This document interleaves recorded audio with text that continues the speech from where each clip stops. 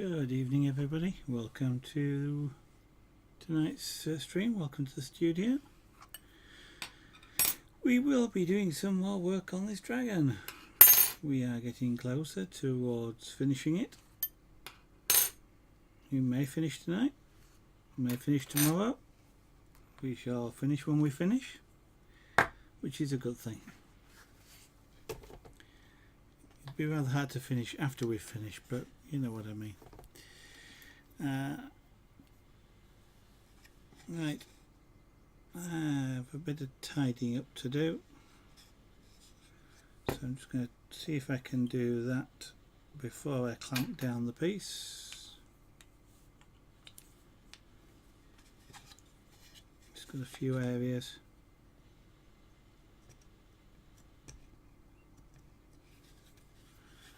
Where I just really kind of need to just hold it.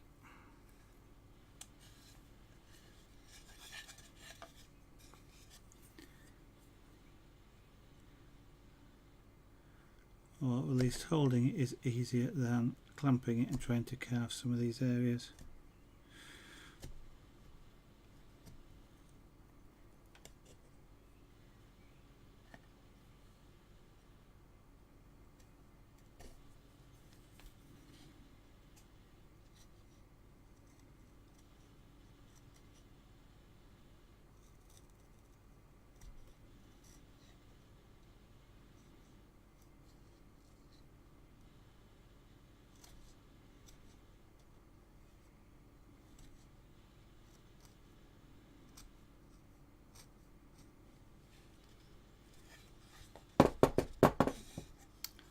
Hiya, good evening. It may be it's just me that probably is a bit tad quiet tonight. I was kind of nodding off to sleep just before the start of the stream, which isn't really a good thing, of course. But so I was. It might take me a couple of minutes just to wake up again, got myself a cup of tea, which might help.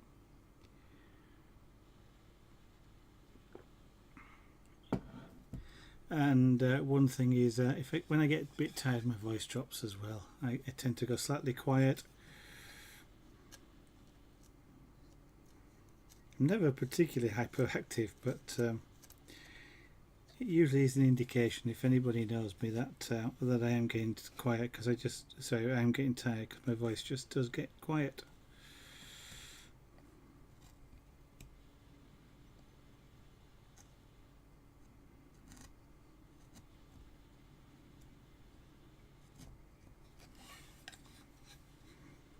It's also a bit warm here in the studio.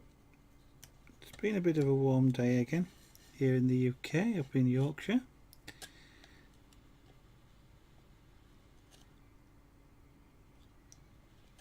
I'm not really a person for hot weather myself. My wife loves hot weather, except when she's hot. Then she don't like hot weather.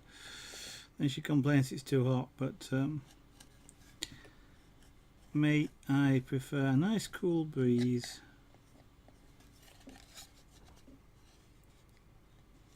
Aside from a bit drowsy, yeah, not too bad actually. It's been an interesting day at work and other things. So kind of got on with things. So shall we say reasonably productive, and that's probably a better description.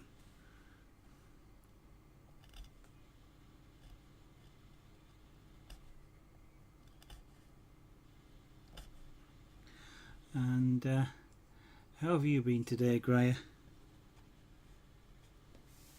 We're going to work on this side here. It's a bit thick, is this plate here. It's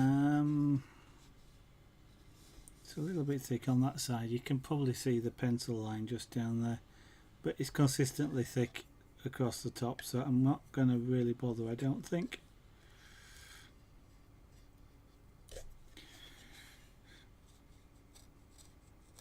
I could start and do some work, but as I say, it's about 1 millimetre too thick, and it's about 1 millimetre too thick all the way along and all the way down here as well.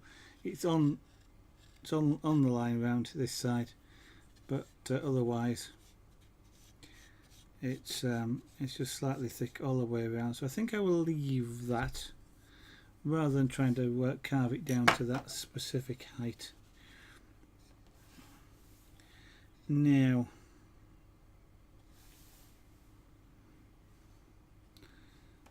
I'm just trying to work out the best way to get at that. I want to carve that angles and things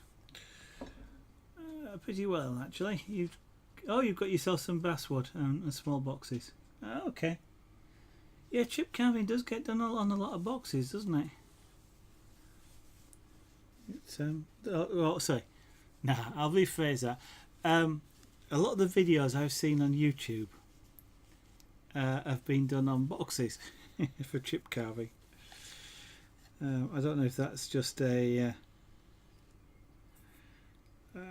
the preferred is. Yeah, I mean, for some crafts there always seems to be some sort of preferred thing that people always do.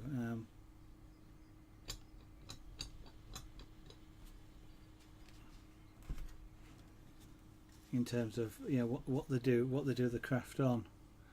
I'm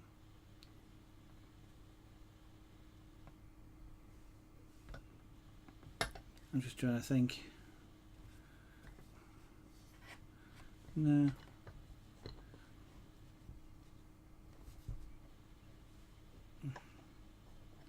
Okay. I'm gonna be a bit wary of that. I can't. Let's be a little bit more sensible. This clamp is hasn't got a really deep throat, so I can't actually get it in too far. So what I'm going to do is hang this over the edge. What that means, of course, is my floor is going to get absolutely covered. Well, it's not going to get absolutely covered. It's going to get lots of shavings on it. So I've got a lot of hoovering to do when I finish tonight. Almost certainly. So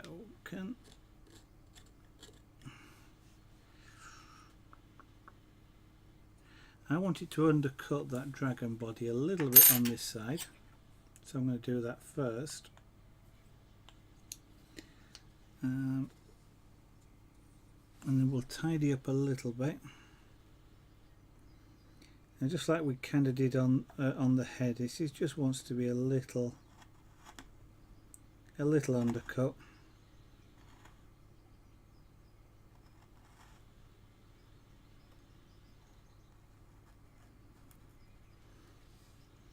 Just to lift the body off the background.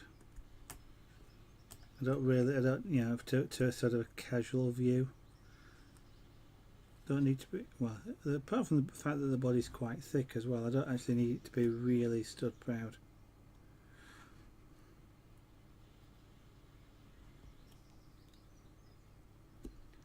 It is after all just an optical illusion.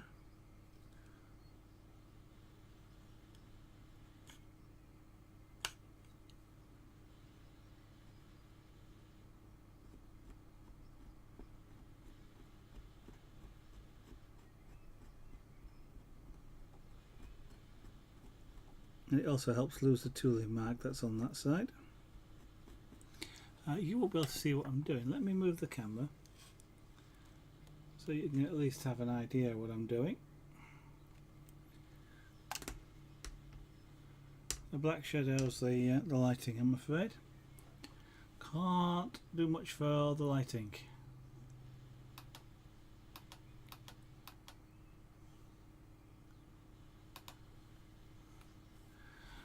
Either the camera's in the way of the light, or it's picking up the reflections off the wood, or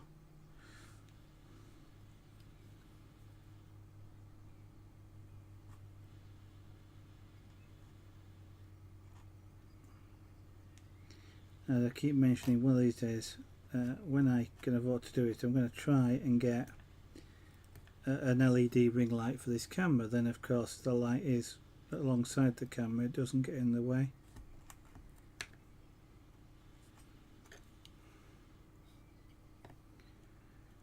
It's not a particularly difficult thing to make, but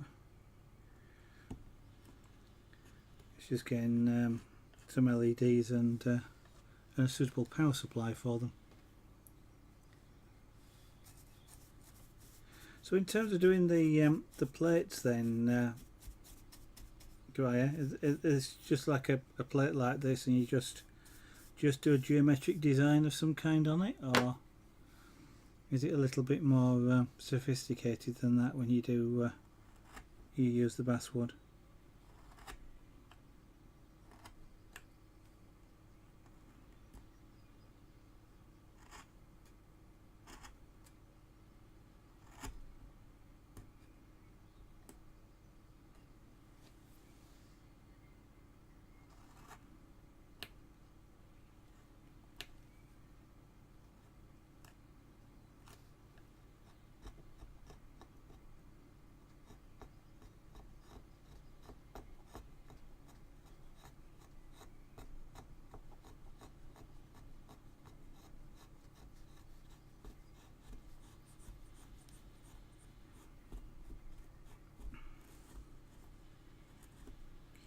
I'm just trying to remove hot spots, high spots.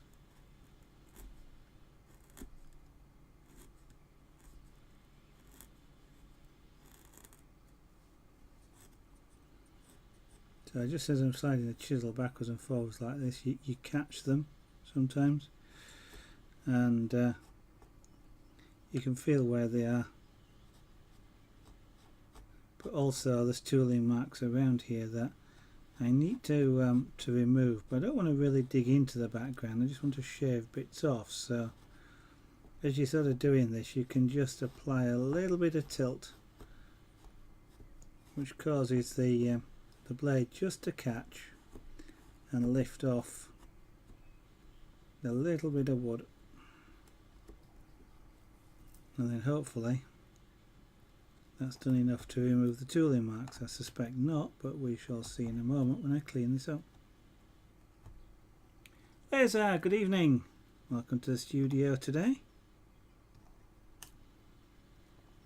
We're getting close to the end, which I must say I'm quite pleased about. I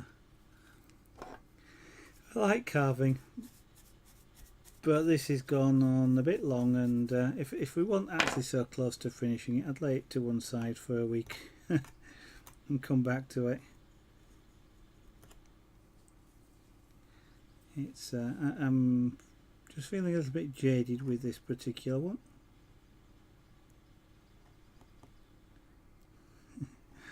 And I'm not talking about jaded cat either. But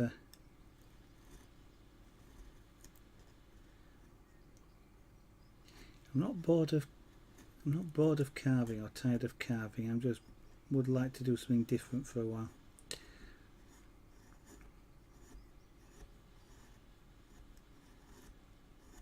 Kind of been working on this piece a long time.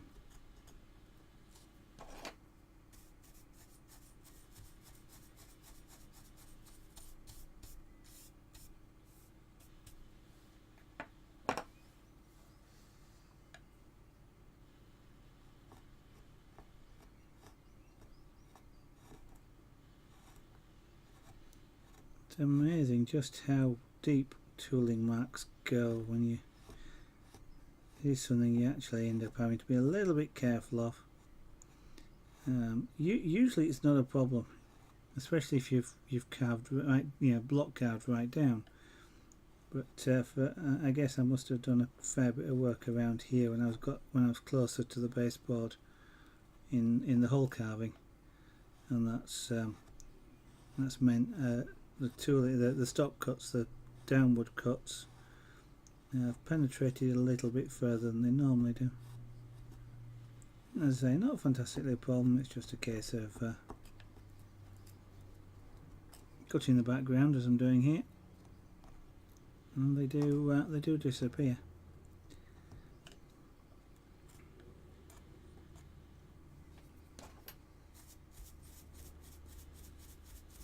Which is precisely what's happening there, which I'm glad about. Because it's achieving what I want to achieve.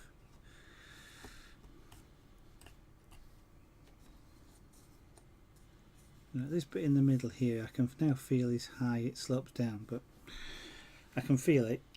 Seeing it's another matter.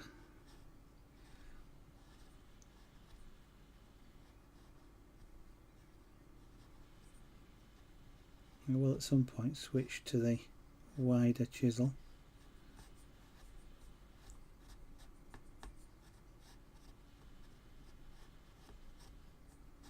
I'll just see how much of this other tooling I can get rid of first. It's easy to get rid of the tooling with this smaller one, although it potentially means I'm not actually creating a flat surface.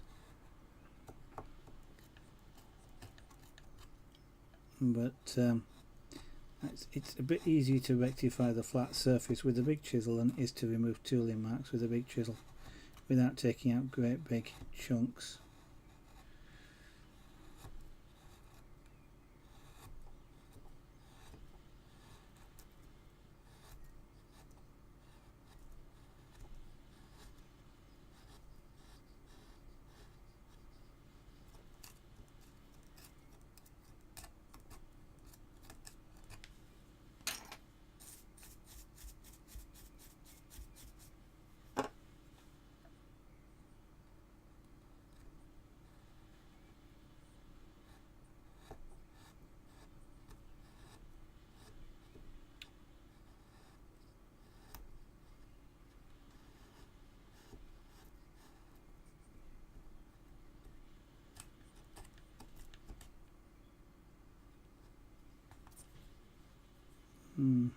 Come back to that.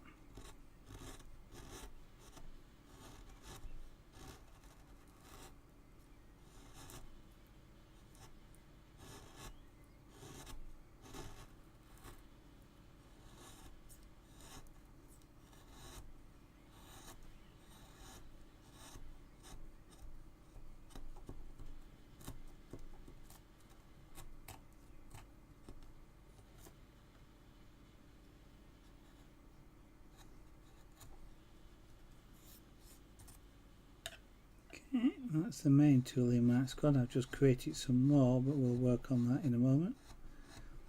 It's the little deep ones that I'm after getting rid of initially.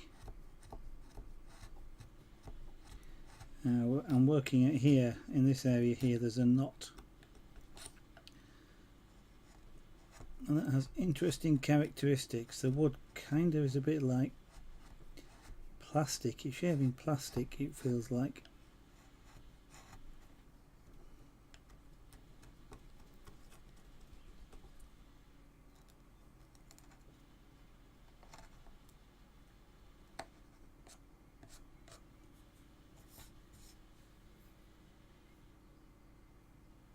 Okay, no problem.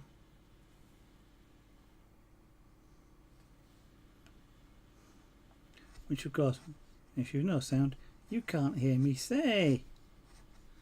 Lip read. No problem, that's okay. You can just about see me, even though the camera's in the way. Too many cameras now.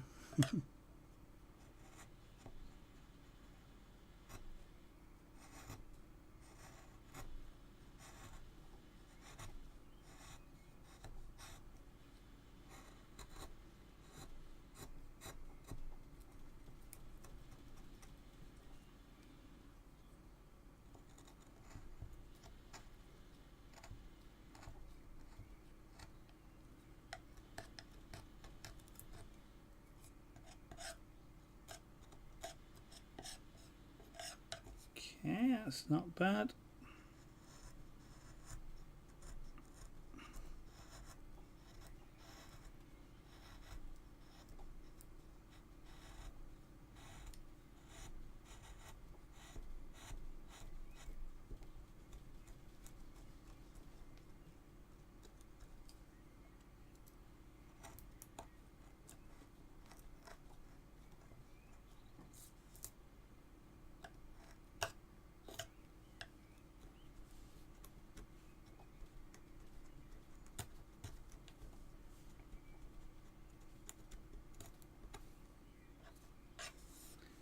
Right. Okay. That okay means I've got rid of the tiny tooling marks that I was after getting rid of. Now I've just got the dirty great big ones I've just created to get rid of, but this is where I switch to the big chisel. Theme Hospital, good evening, welcome to the studio this evening. Nice to see you again.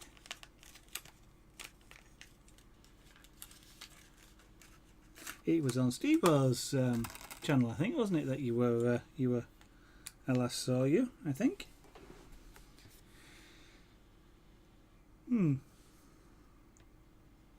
I don't have a terrible memory myself, so please excuse me if I don't remember obvious things.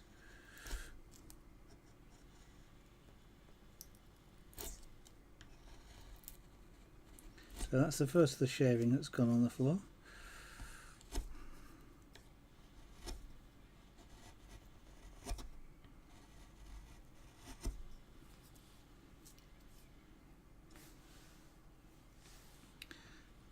So I'm going to start by working this edge closer down towards, ow, caught myself on the corner of the wood, closer down to the height marking that I made, and once that's closer down I can then take the rest of this down along a similar sort of height.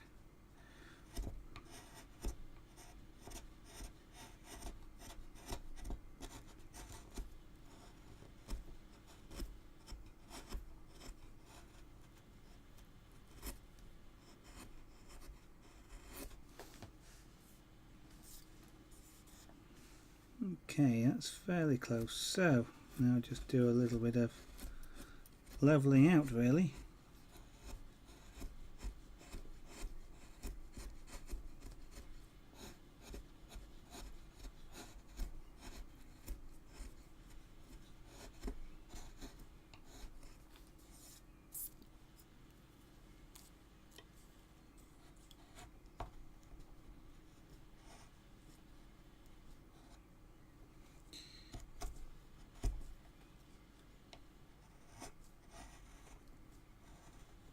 Knots are always, shall we say, interesting areas to carve, because the wood characteristics of a knot are completely different to anywhere else.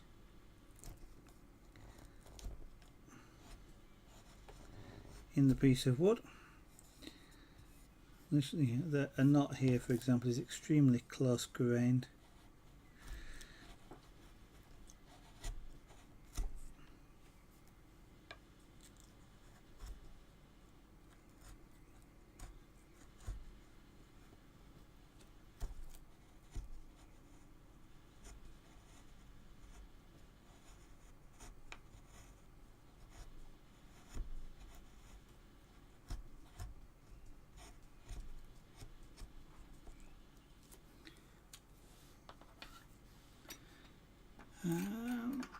Place you get turned basswood plates. Oh, okay. Central rosettes. Okay. Oh, right. So yeah, like a.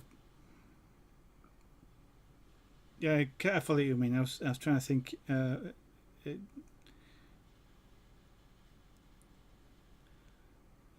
The sort of thing I was thinking of is the big gold plates that get used for trophies in, I don't know, like tennis at Wimbledon, for example. It's a big gold plate, which is the centre's all carved, and there's a finer design on the outside. Interesting. I've never actually come across those sorts of things in the UK as blanks.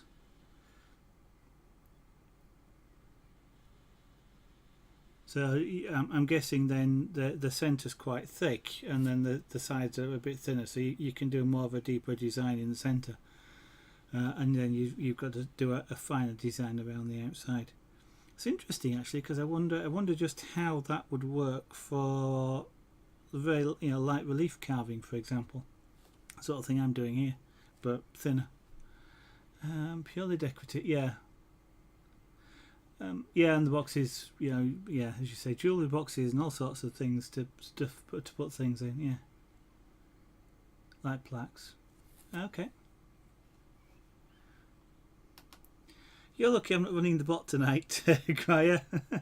Otherwise, you would have just got yourself a timeout. Be a little bit careful. Always worth asking. Is that from is that just a sample from a website, or is that one of your pieces?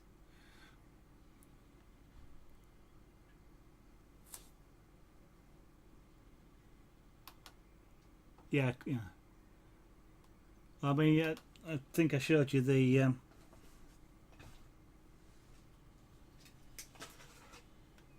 this, which was done in ash. It's about 1/4 of an inch deep. I think looking at the picture that you linked there, those chip indentations are probably deeper than this. These are you're zoomed right in, so you can't really see, but this was a really shallow relief, just because the wood was so hard, and I was not going to do any more than I needed to. That took a real lot of effort. Actually, it would have been better if I'd have clamped this when I was hand holding this. That didn't help, but interesting. Anyway, I've just dropped something on the floor, I think, but never mind. Yeah. So do you draw that sort of thing out first? I mean, using that picture as an example, would you draw that out first, or is it just dig the knife in and see where it goes?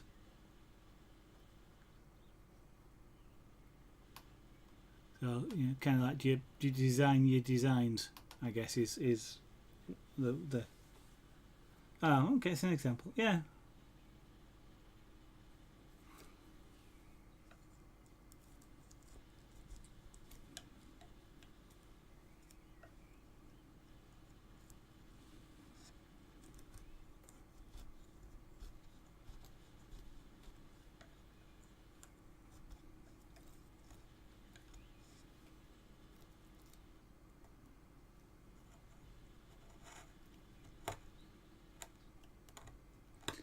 Thinking there, I was just trying to asking if you design the designs. It's kind of an odd.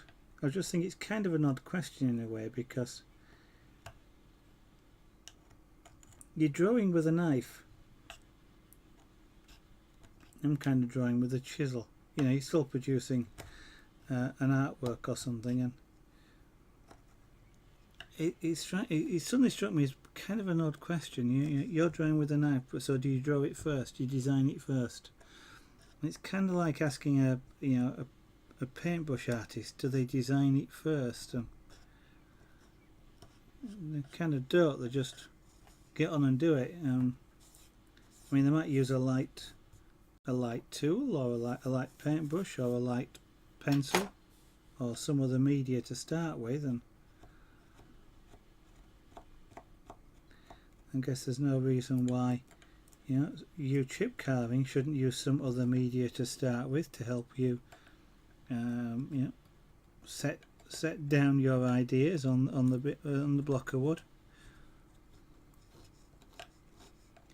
So I was kind of just wondering in my own mind there whether I had some sort of inherent bias, or just this assumption that carving with a knife means that you couldn't do it without the help of a pencil, which of course is total rubbish. Weird. So, yeah.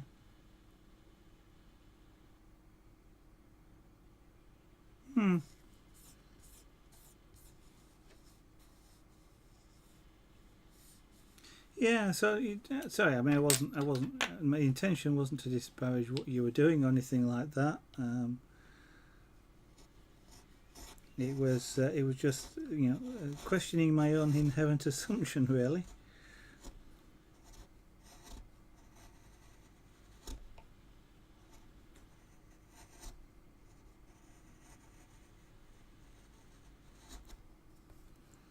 I think it's quite amazing to a lot of this. Well, some of the skill I guess you've got, or at least one of the main skills, is being able to consistently cut to the same depth every time, which is a skill I don't have. Otherwise I wouldn't have quite as much problem sometimes doing some of this stuff, but I sort of salute you, sir, for that ability. It's not easy.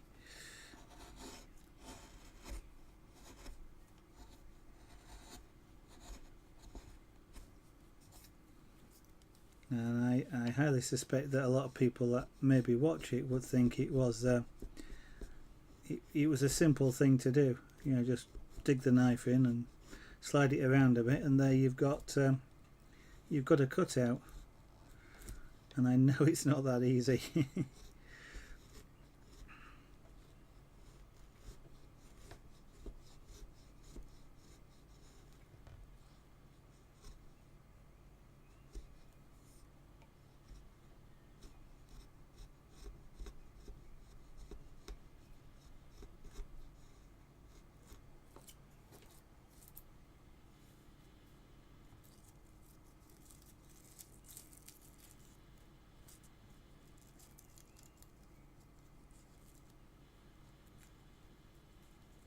Okay. Interesting.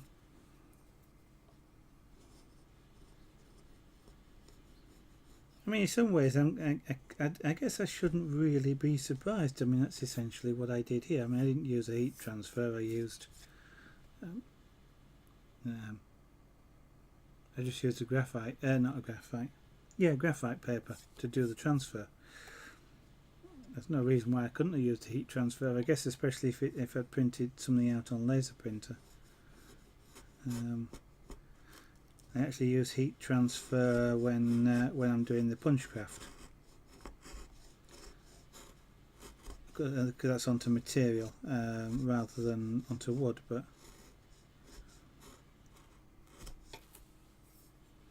yeah, so I shouldn't have been surprised really that you'd do that. But now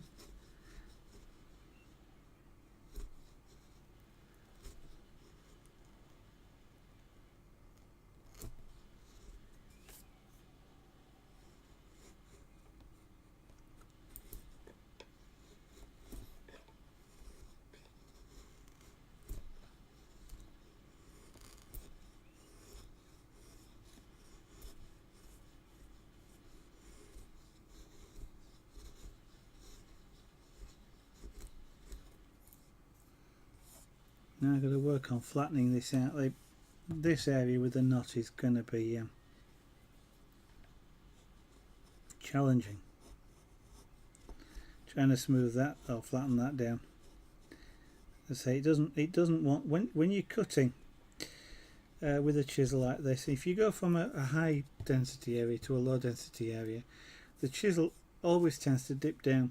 There's almost nothing you can do about it. It's almost as though this compresses and then springs back. It doesn't, but it's almost like that. And trying to cut this to the same thickness is interesting. That's the Chinese curse, mate. You live in interesting times.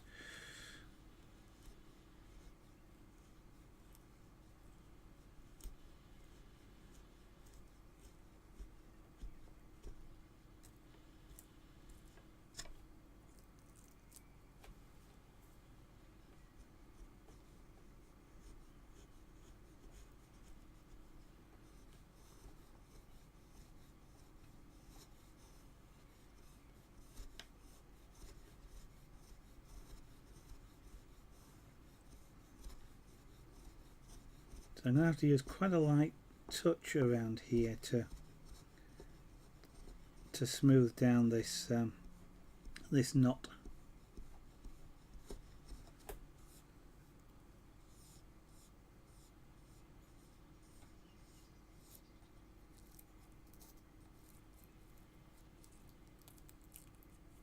Yeah.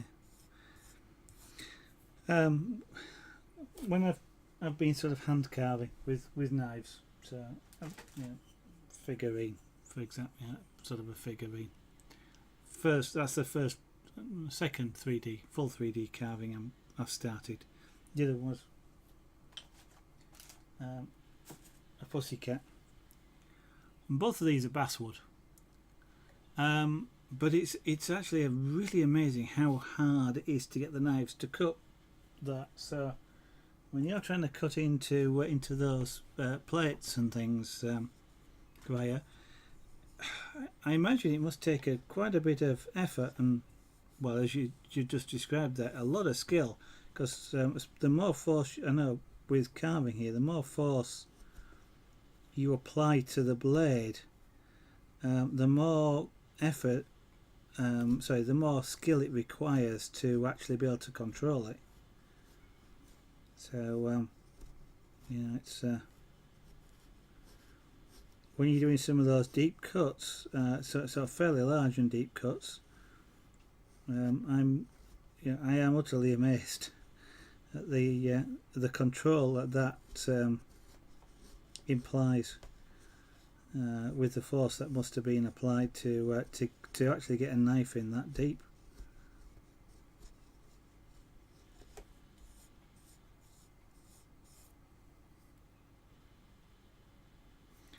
It's a pity you don't stream. I would love to watch something like that.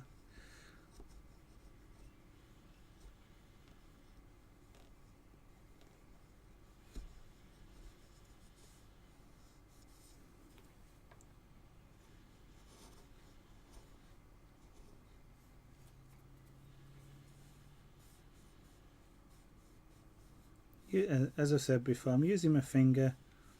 It helps me to feel where the dips and the high spots are.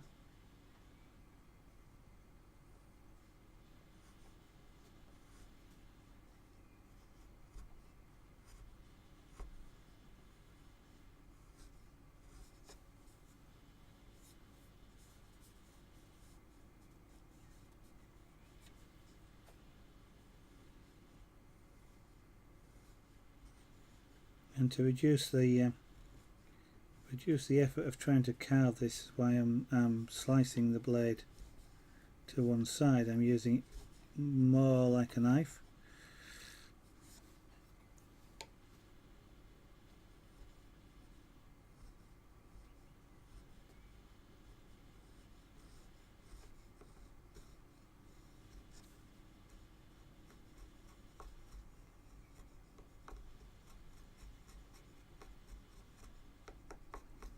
In fact, sometimes I'm using a technique here where I'm just using the edge of the chisel blade, so just a little tiny edge, and I just keep slicing the edge, and because I'm only cutting a small area, it doesn't require a lot of force.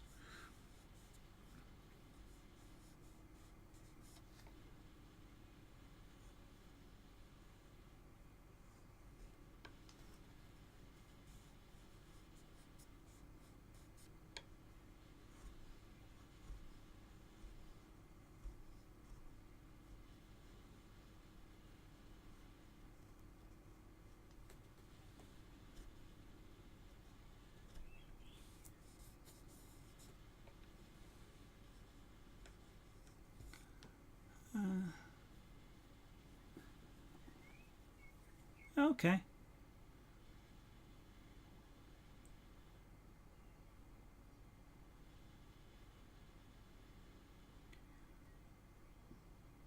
Yeah, when it slips right into the wood, I guess you've got to be really careful of the grain there as well. Yeah.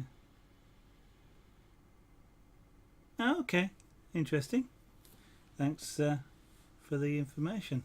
84 guy, good evening. They're not chip knives, but I've got a couple of knives which I've seen people use for chip carving. I got them not for chip carving.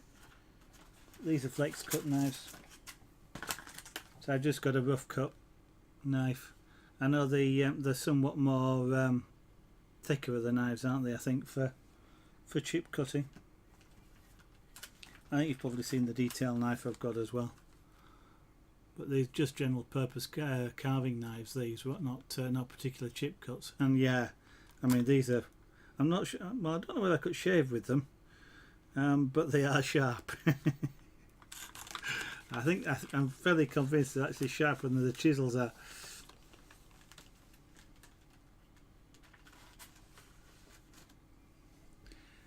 I I certainly don't like leaving them out.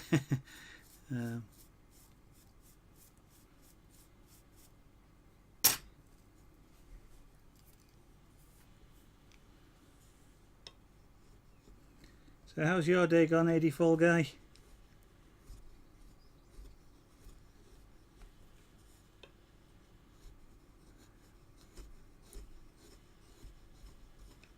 Had nobody to watch this afternoon. I mean, I was concentrating a lot on work, but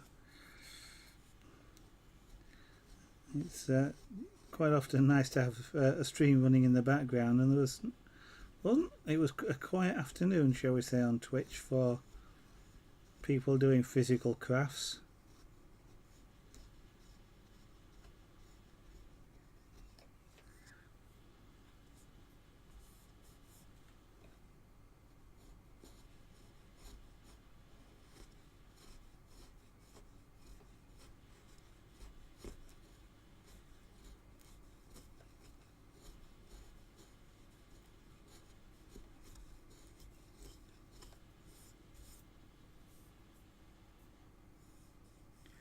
Yeah, but I'm working in an office tomorrow. I can't actually watch a stream in there. Shall I say I tend to find that well, apart from the fact I'm not sure whether the firewall from the office will actually let me watch a stream. I'm sort of aware that if I had one running on the works PC, because I can't take the iPad in there, they kind of would probably think I wasn't actually working. Which isn't true. I do tend to work often better with some noise going on, and the office where I do go in is relatively quiet, to say the least, and I find it distracting, because then you sort of hear every conversation going on, and because there's no noise, you tend to concentrate on it and end up being distracted. But that's me. I know other people. My wife's one as well. She can't understand how I can work with sound going on in the background.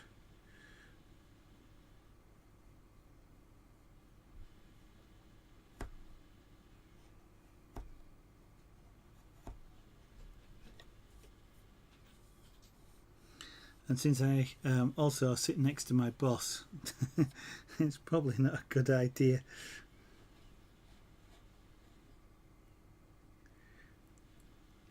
It's the sort of idea you have to introduce slowly.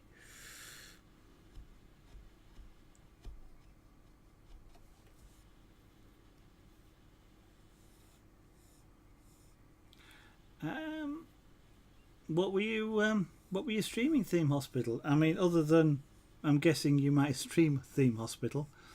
What were you streaming?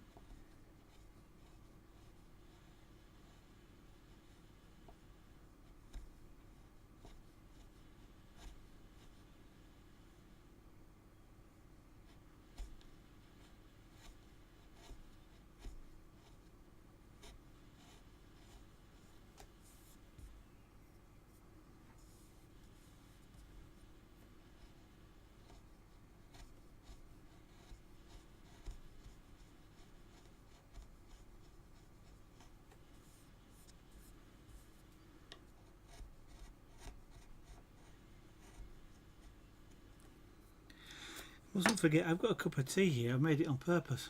World of Warships. Ah, okay.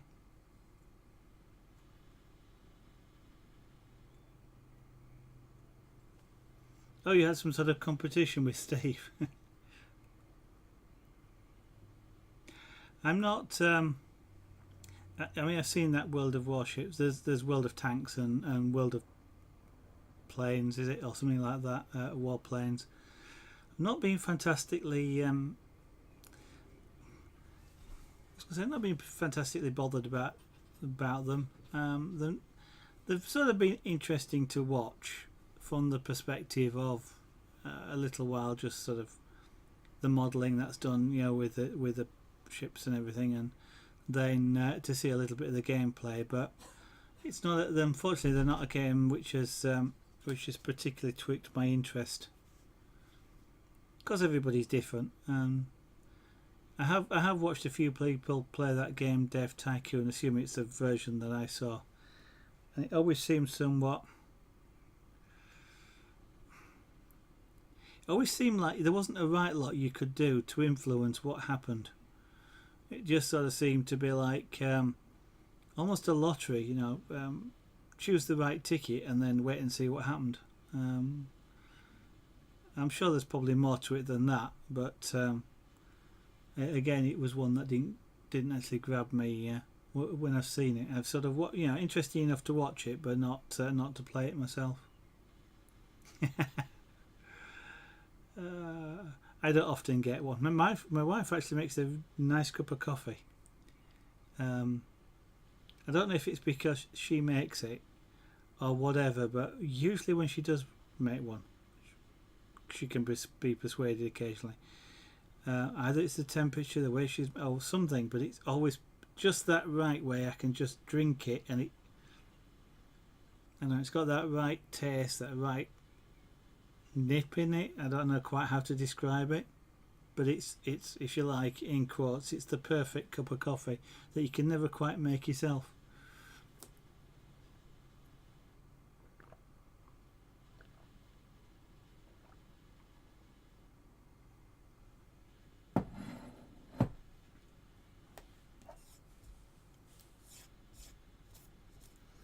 But I'll see.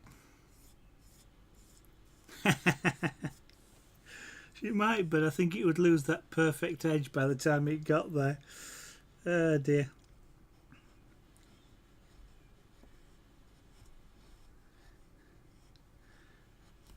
And you should probably also want to charge you quite a bit for it. Yeah.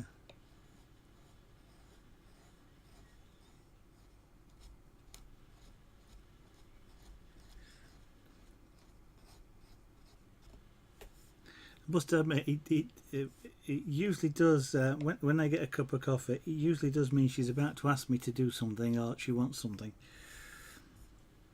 So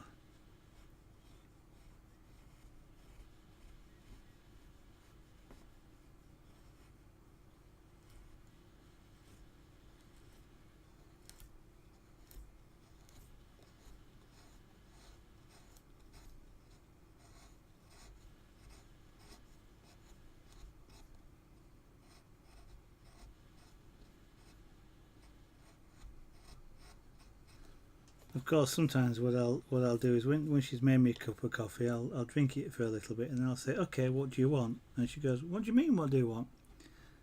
"No, I just thought you wanted something." And it's, "Oh well, as it happens, but how did you know?" "Oh, just intuition, just something little birdie told me."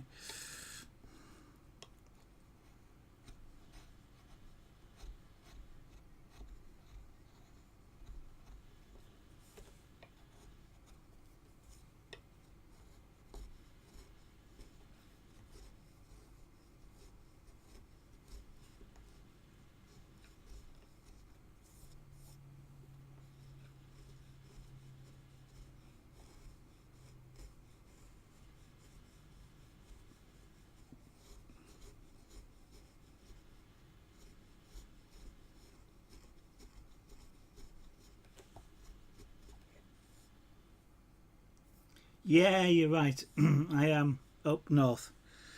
I'm a Yorkshire lad. I am actually, apart from I can't speak properly. I am in Yorkshire at the moment.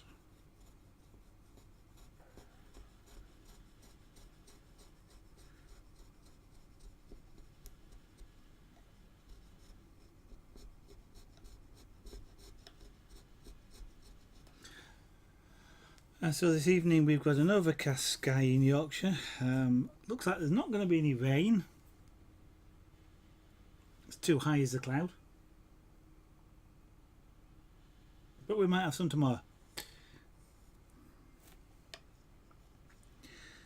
And who was it that was on? Was it last night?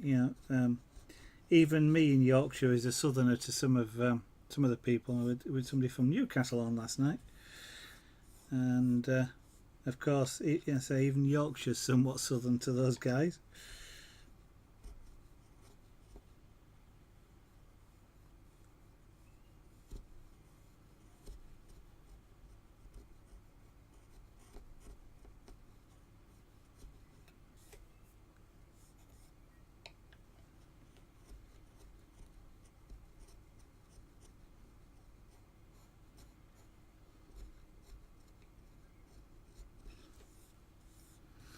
One thing about knots, and this one is a little bit like it as well, you can get some really nice sort of,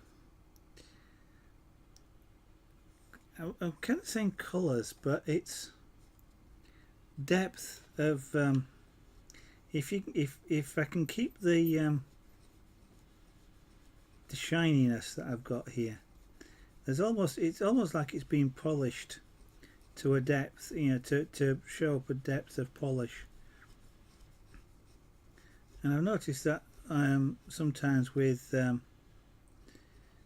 things like pyrography, although you are sort of glazing over the top, but sometimes the knots give some really beautiful sort of colours and patterns with pyrography. Unfortunately, most of the time it's kind of detrimental to the art piece that you're after, but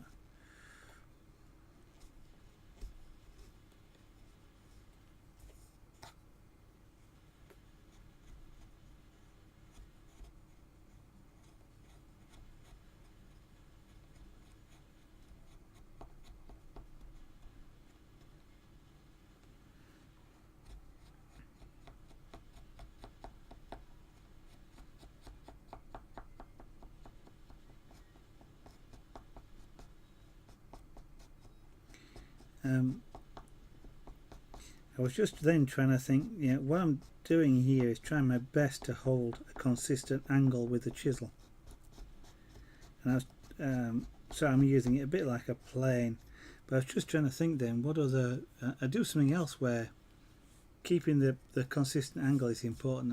I was trying to think what it was, and it just occurred to me it's airbrushing. When you move an airbrush across a piece, a large piece, you've got to make sure you keep it parallel. You can't sort of swing it, because that completely changes the spray pattern, and especially if you're trying to do fine lines, if you swing it to one side, you get a great big fat sort of bulbous sort of thing, which then goes thin and comes out again. Nice effect sometimes if that's what you're after, but you've got to try and hold it straight all the way across. And I was just thinking, it's kind of like what I'm trying to do here, is hold this blade. If you're not careful, when you hold it, you do that with the blade, you sort of swing it, and in doing sort of this sort of thing, you've got to try and hold it exactly straight all the way across, which is what a plane does when you use a plane, of course, because that's what it's doing. It's holding the blade, but it's a skill to be learned, shall we say, and it's one I'm learning, by which you can guess I'm not as good as it as I would like to be. I'm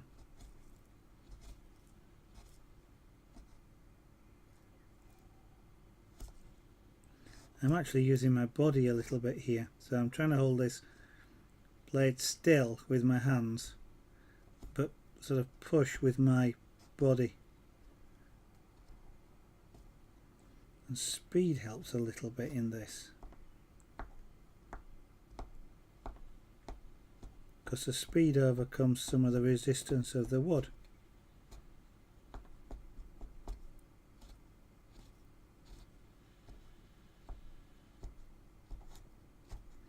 I don't know whether what I'm doing is right.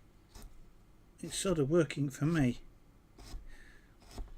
which is kind of like the main thing, really, I guess.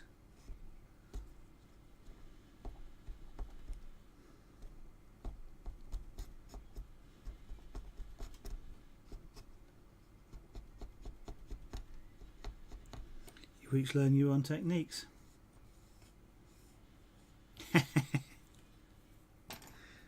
Well, I will admit to the fact that my geography is terrible, so Other than knowing that Hereford is south of me, that's about the limit of my ability to place you in the country, I'm afraid.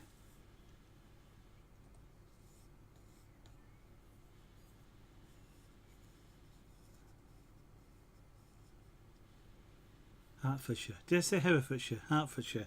Hertfordshire. Am I right? That's west of London.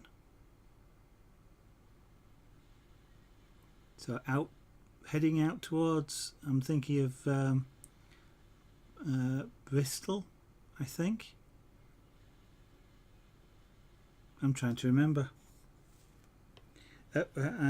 At one time, I used to be a salesperson, selling telecommunication stuff. So I used to go about the country. You'd think I'd learn where places were, wouldn't you? That's not not the case.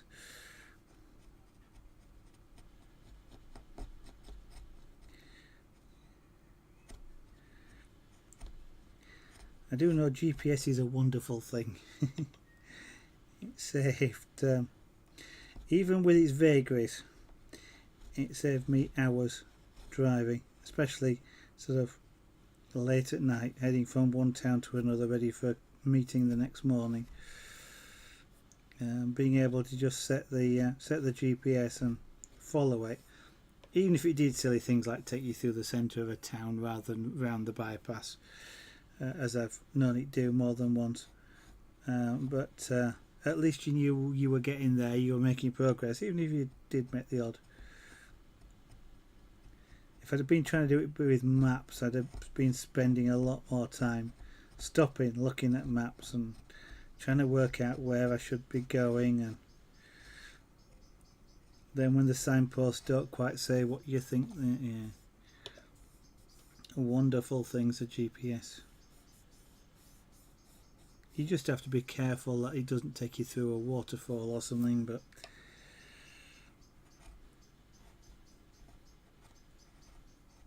I was actually about to say that I'm not quite sure how people managed to do that, but a couple of winters ago we went out for a drive in winter, and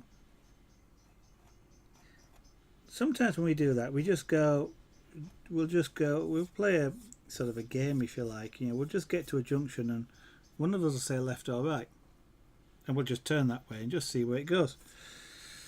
And then after a while, of course, it's time to go home, so you set the GPS to home and follow it. And this particular time, I remember turning down it would have been a two carriageway wide road, but the snow on either side had been ploughed, and it was about 7 foot thick, so it was above the car on both sides, and it was literally just a plough weight. So, and I remember going down there thinking, because there's no passing places, I hope there's nothing coming towards me, and it was kind of like, why did I go down there in the first place?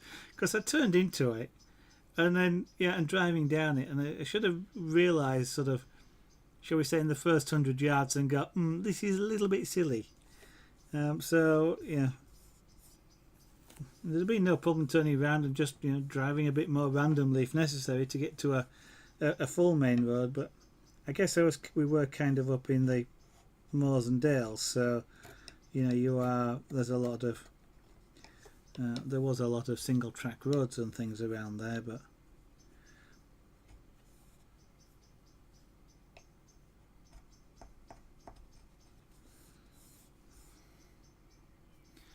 right, for those people who are watching, I may not seem to be doing a great deal here, but I am literally just trying to remove small amounts just to level things off. I mean, I've got a lot of rough. It's not rough, it's smooth, but lots of undulations around here that I would like to try and remove. Just smooth it out a little bit. But to do so doesn't really require a lot of Yeah, I am shaving tiny bits of wood off in doing it. I literally don't want to be doing anything more aggressive than that, so you know, you're sort of seeing me not really getting a lot of material off, and you might be wondering just what on earth I'm doing.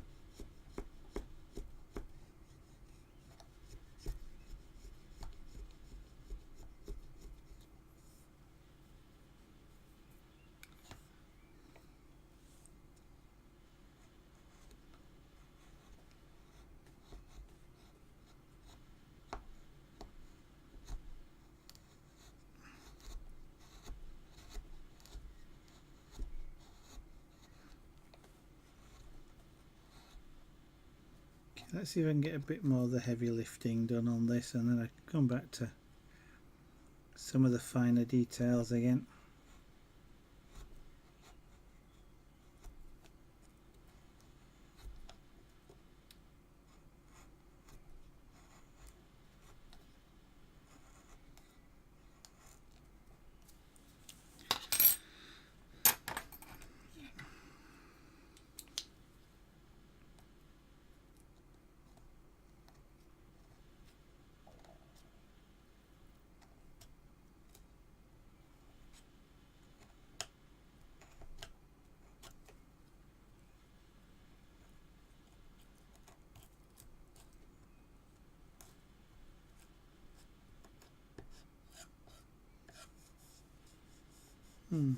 Got a little bit of a cut on that side there. Right.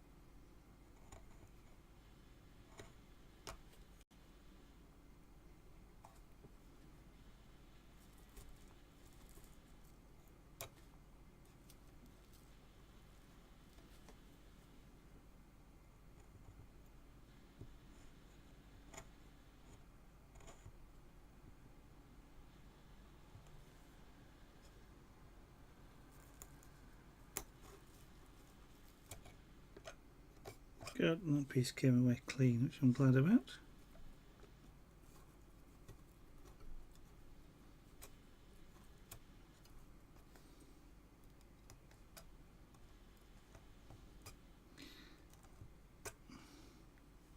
Sometimes you almost have to rely on the wood breaking or breaking, cracking off slightly. Like for example, I can't actually get a chiseling down here, so what I've got to do is cut it downwards and then cut that way and hope it actually does separate.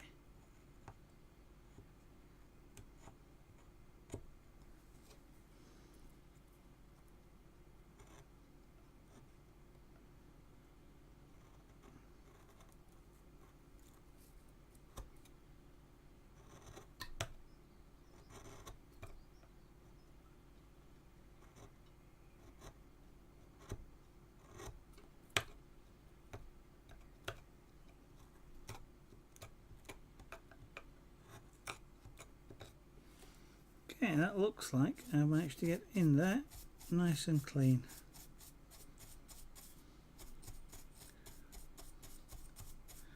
Yep, so I've just got a little bit of debris around the edges.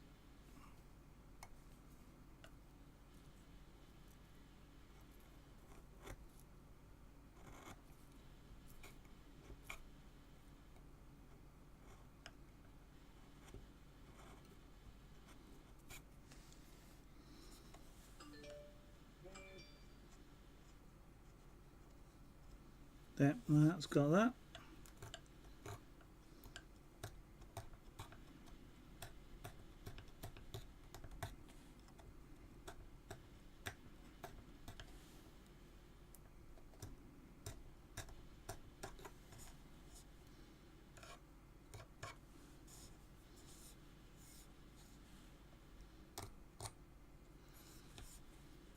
Okay, that's not a bad thing. Now we do this area around here back with a big chisel.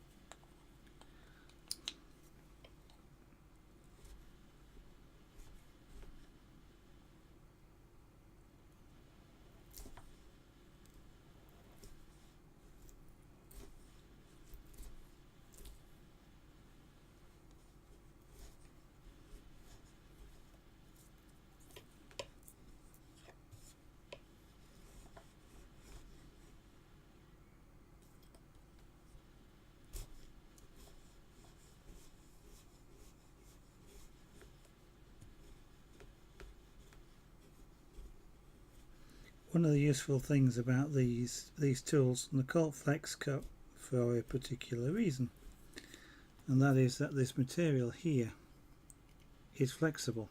It bends slightly, which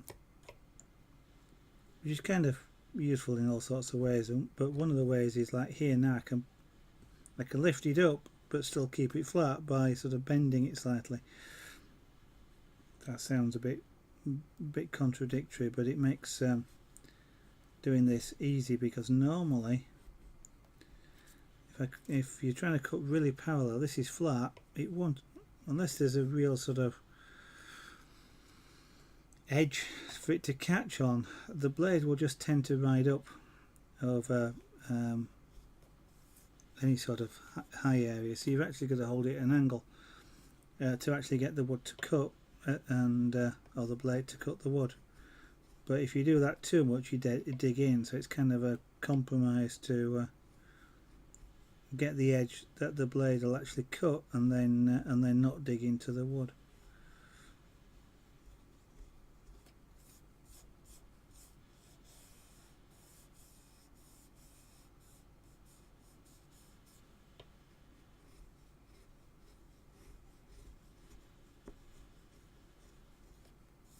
I suppose I could actually get something like a small spoke shave out or something to do this with, but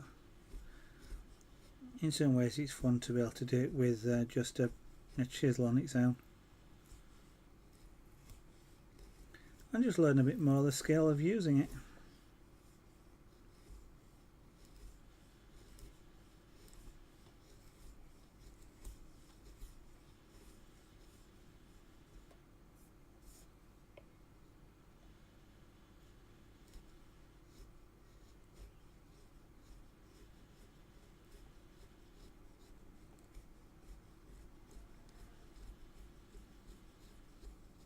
So this is kind of only partially the right tool for the job.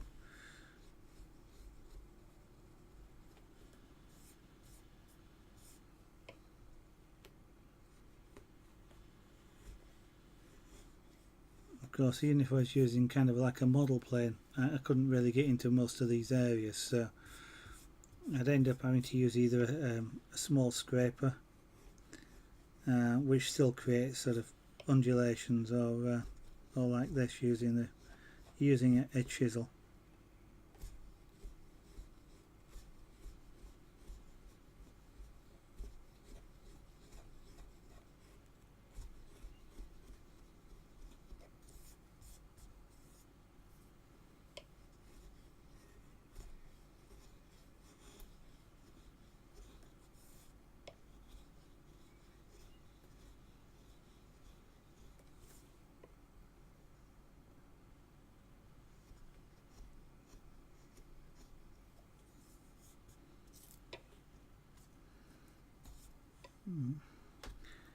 See how much I can get into here.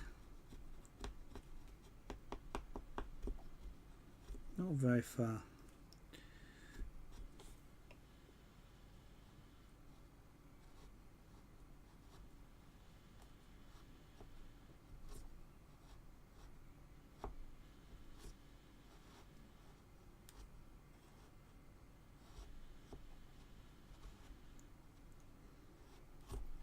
I'm getting a little bit, so I'm going to try and see if I can establish flat with this, and then I can work on it with a smaller chisel.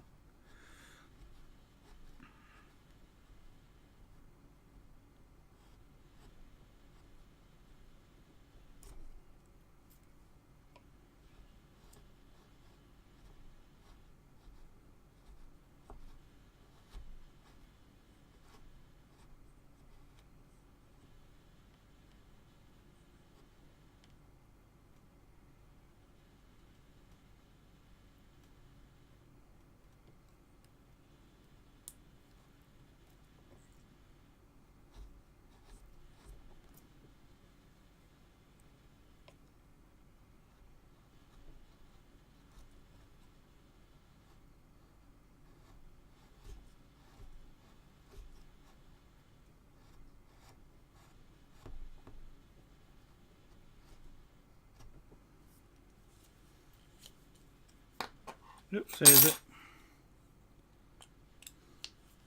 Chisel's upside down. Why is it that way?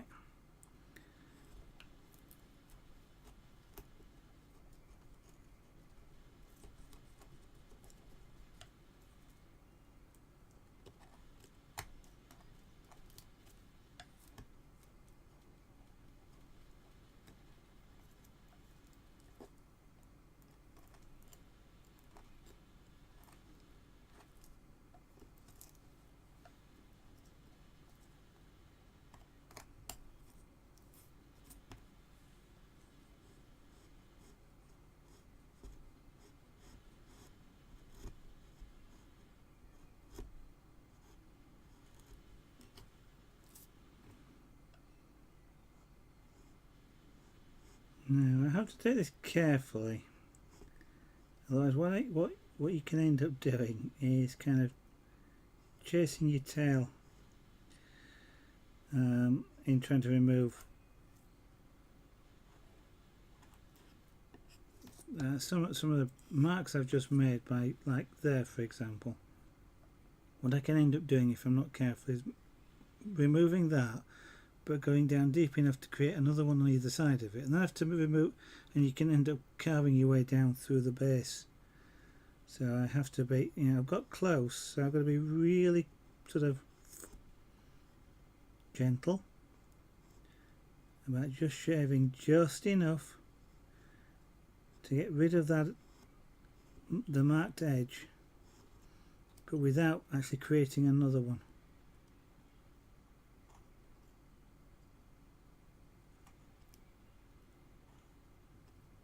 And it can sometimes be, I guess, again, it's a skill-based thing, but it can be quite frustrating when you've almost got it perfect and then you accidentally just create another line, and it's kind of, I just got rid of all those.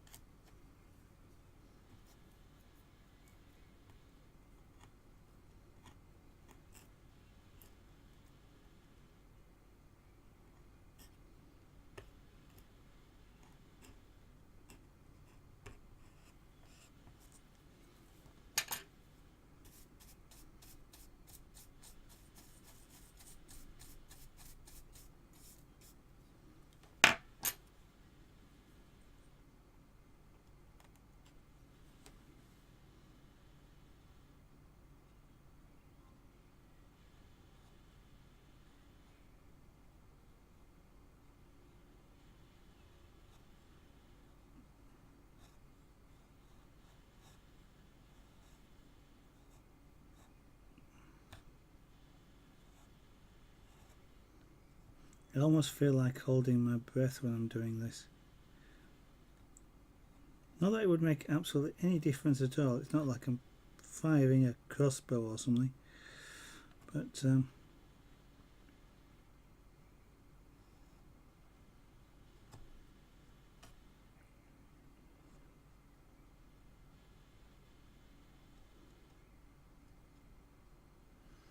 never actually, that's something I've never done, is fire a crossbow.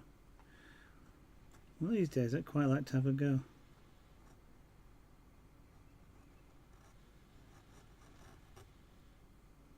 I've fired guns and air rifles, and not too bad a shot with an air rifle. Don't particularly like guns, they're just too loud.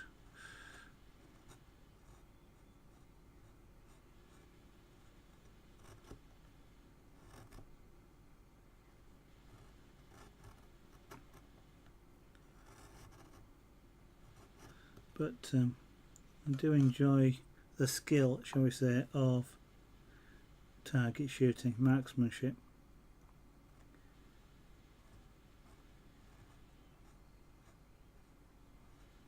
Actually, it was something I watched quite a lot of in the Olympics this year, or last year, whenever they were. There was quite a lot of things like archery and rifle shooting broadcast for once, and I did enjoy watching that.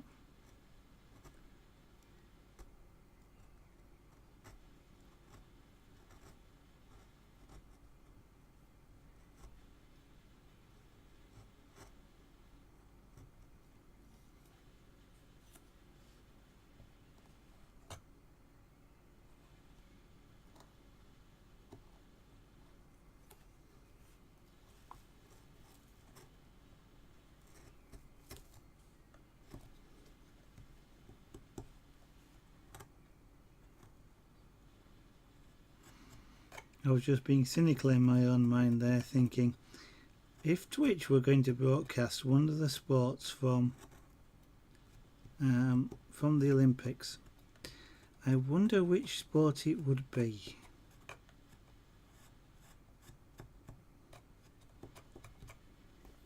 Anybody like to hazard a guess as to what they think Twitch might broadcast if they ever got the ability to broadcast a sport from the Olympics? I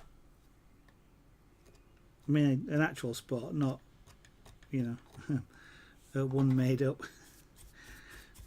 Like, yeah, computer games in the Olympics or something, but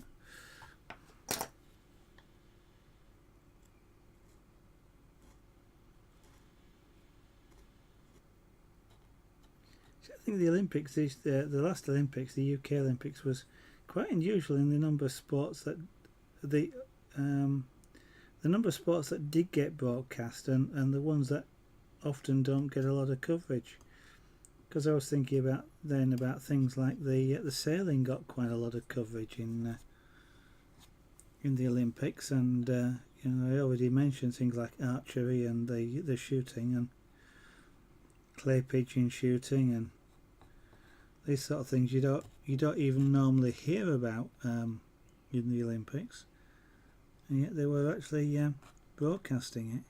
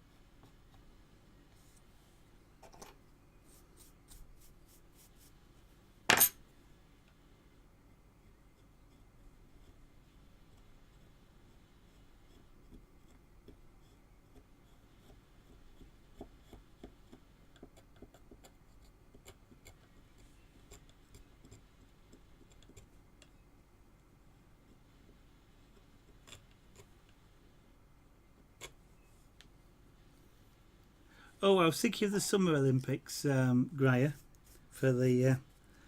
I'm kind of being cynical. I've got something in my mind. I just wonder if anybody was thinking the same thing.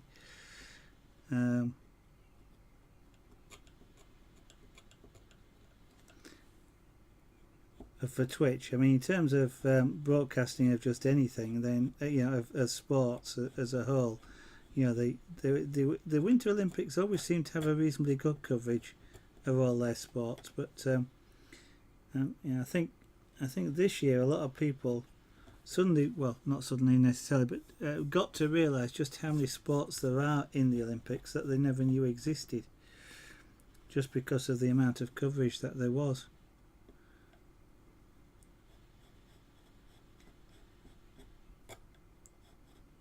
But in terms of Twitch broadcasting, when I'll give you a few more seconds to come up with a guess, and I'll tell you what my cynical mind, which is probably giving you a good clue, but my cynical mind says Twitch would want to broadcast. Bearing in mind the sort of demographic, shall we say, of the Twitch, of a large percentage of the Twitch audience. That might give away a clue. Right.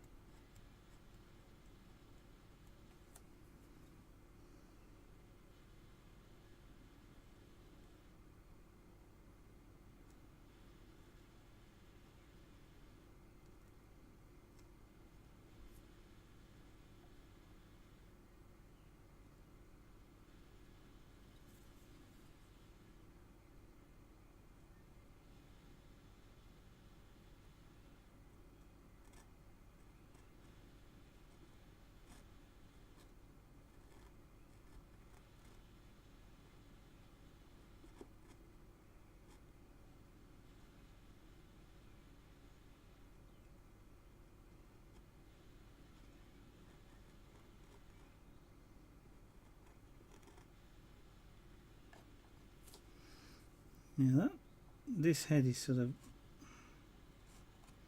pressed against the wing membrane as he's turning his head round, so there isn't going to be a nice transition between the two. It's going to be a real sharp edge. So I'm just removing the rounded edge that I had there. In actual fact, because he's pressing his head against that wing membrane, it should be sort of bent down quite a bit. I'm not going to do that.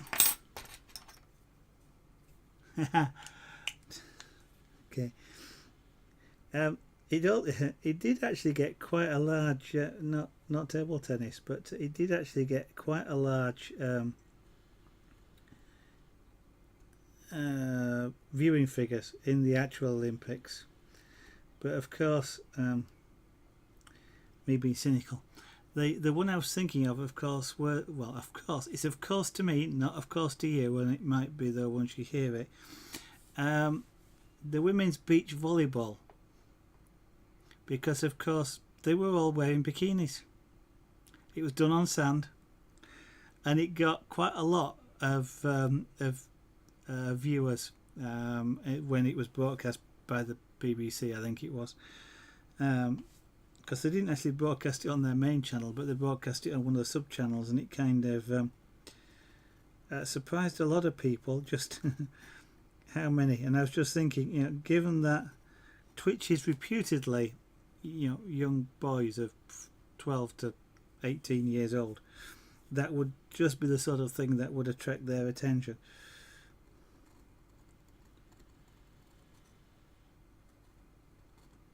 Of course, not everybody's the same, but that was my cynical thought.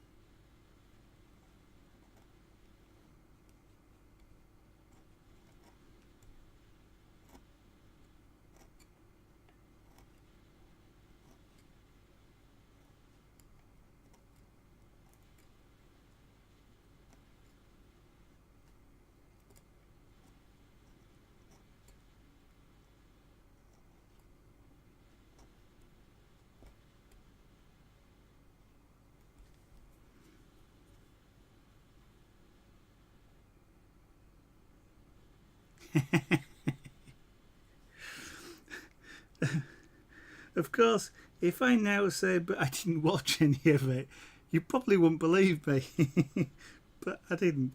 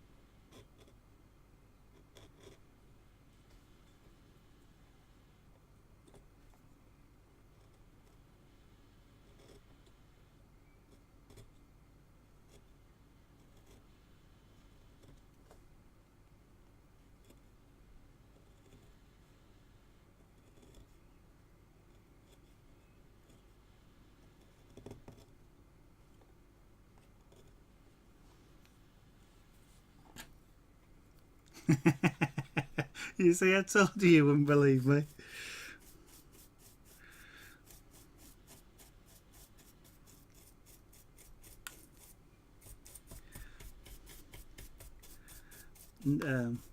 Apart from a long time ago when I used to watch the Harlem Globetrotters in basketball, because they were just playing funny. And I'm not. It's volleyball, basketball. Was it beach volleyball? Not actually sports that interest me.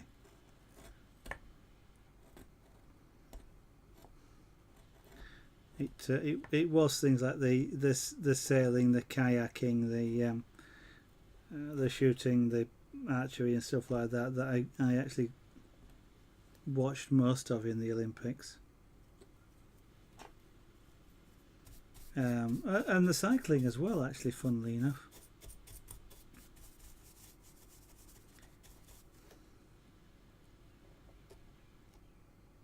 Kind of interested in cycling. I'm not an active person cycle-wise. I used to be. Well, used to be as in I'd do about 50 miles a week on a bike, but not done that for a long time. In fact, my bike probably wants a complete overhaul and new tyres. Maybe I ought to do that and get back into doing it for some exercise. Mind you, if I start exercising like that, it means I can't stream, so...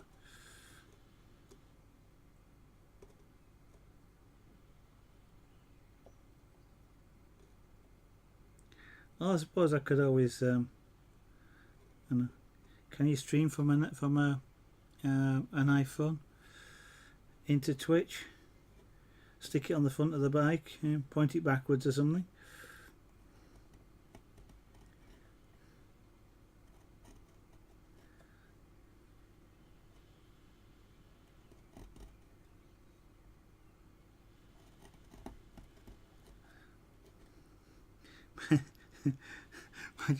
Somebody would probably report me on Twitch for heavy breathing on stream or something.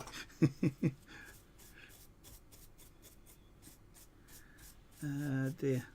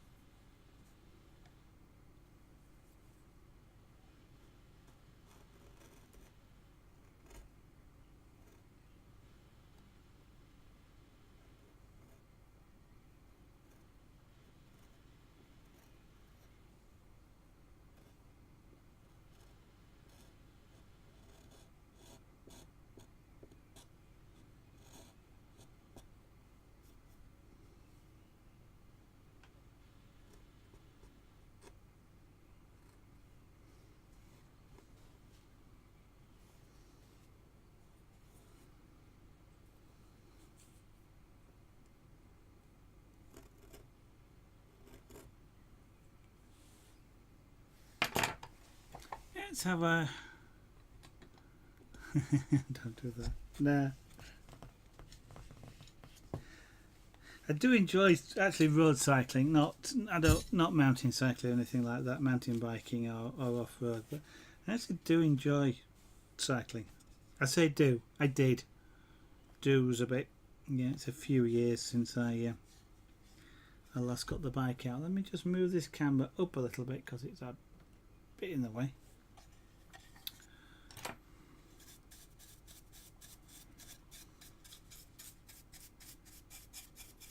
Let's give this piece a clean down. Get rid of all the little bits, and despite getting rid of all the little bits like this, I know that for quite some time afterwards there'll just be more appear from nowhere.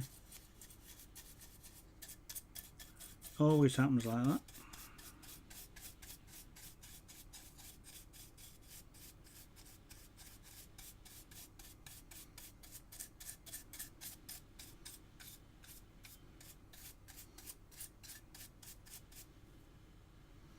The reason for brushing it off like that was that you guys have just seen history made.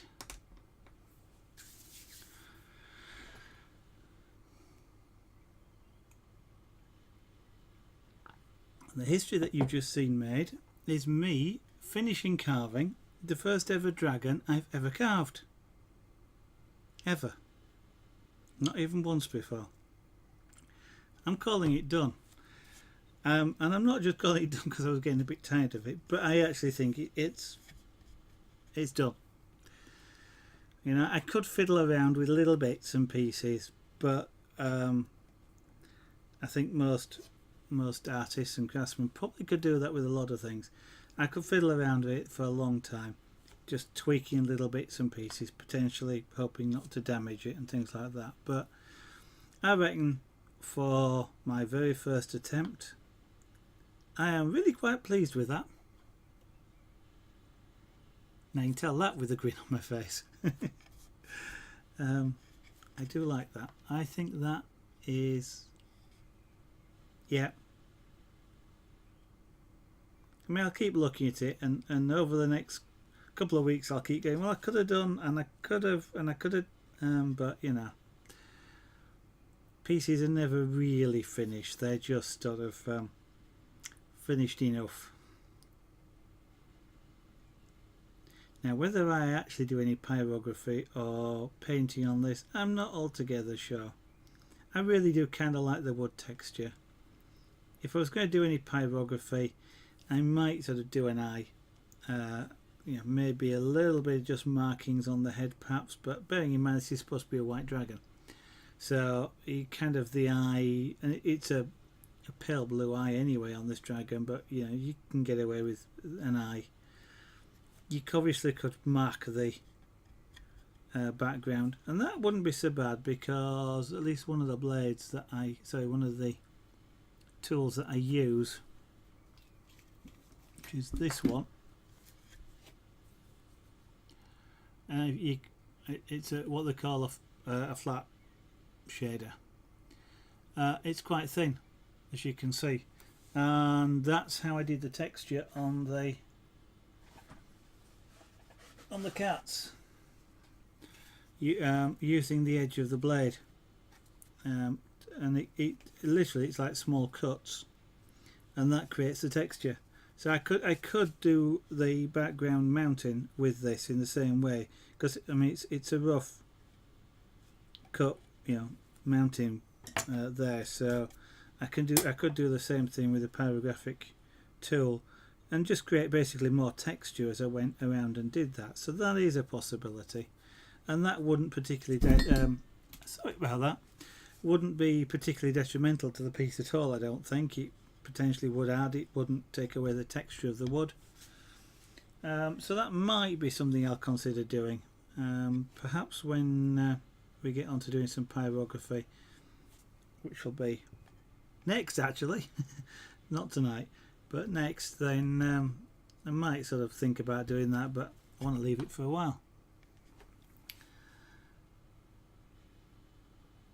Thank you very much, Griot. for that. Yes, got quite a lot of experience about it. In principle, learned a lot about what I don't want to do again. Things like that tail made it really difficult to get into this space around here, and actually into here as well, until I'd carved it down, and around the back of the head especially. I couldn't really get into the area around there. Don't have, well, I'm not actually sure there are chisels that would do that, but I don't have the skill to do that. I am kind of pleased with the wings and the undercutting, and I do actually like the overall shape. I would have been nicer to round the body off a little bit more, but I run out of depth because I carved that wing wrong more than that wing. This wing. One of the wings, I can't remember which one it was now. Carved it wrong about 3 times and had to keep lowering it into the piece. But we is done. So,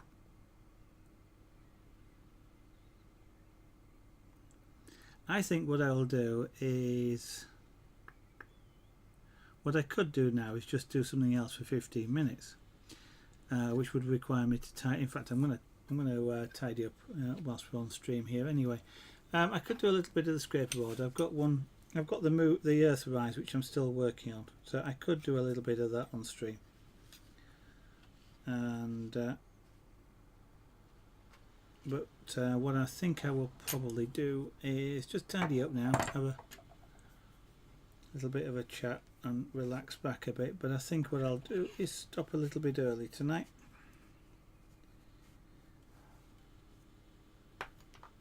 and pyrography is the next craft to do. That was the next one in the sequence to do, and I think it'd be quite nice to do a pyrographic piece. I haven't done one now for several weeks, of course, so I'm not quite sure. Excuse me. The last idea that I had presented to me was to do something like an elephant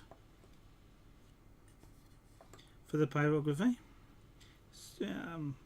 Seems a good suggestion as any, so I'm not quite sure. I might have a look, see if I got. Well, I do have some reference pictures because I've airbrushed an elephant. So I might do that one. I don't know if anybody else has any particular ideas. That's kind of one of the hardest things about doing this, is coming up with interesting ideas to do.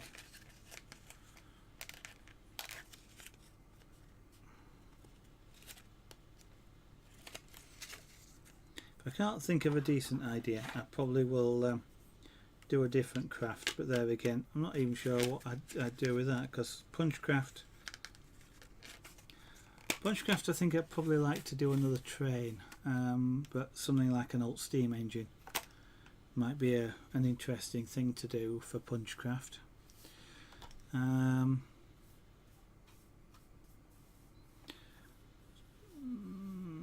Scraper board, not sure what I'd do in that one as well. Trying to think of ideas is coming up with the right inspiration. But there again, one of the things I have learnt about doing this, if you like, is that about me, is I have a tendency to save things until I get the right idea, whatever the right idea is. I don't actually know what the right idea is, but I have very much a tendency to go, no, I don't want to do that. Instead of just going, well, that's an idea, it's an interesting idea, let's try it and see what happens. I go, not sure, and I don't do it. And that's why, until I started streaming, I'd basically not done a lot of art in the last 3 years. But once I started streaming, of course, it's a case of, well, I need to do something.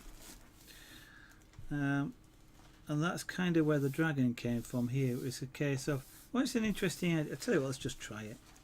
I couldn't think of a better idea or something more worthy of being done, and that one came to mind. So maybe what I should do is just do the elephant and then do the train. I know which one I've got in mind.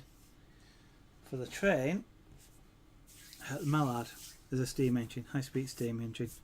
I think that would look quite nice, or possibly maybe something like a Spitfire, maybe, if I was going to do a plane.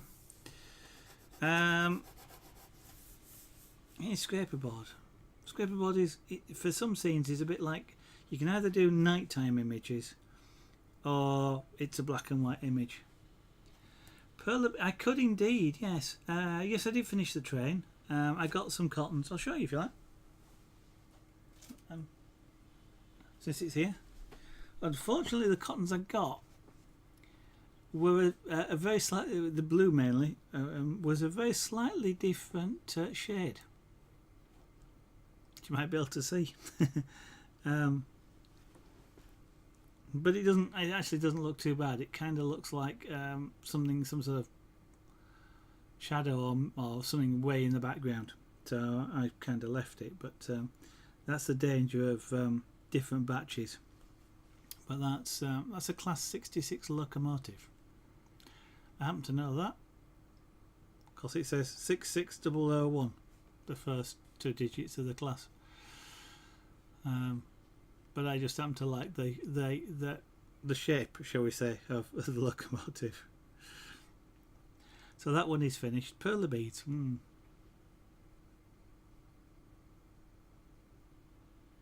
Yeah, it's there. It is. Sometimes you can see it, sometimes you can't. The camera actually shows it a lot better than it does in real life.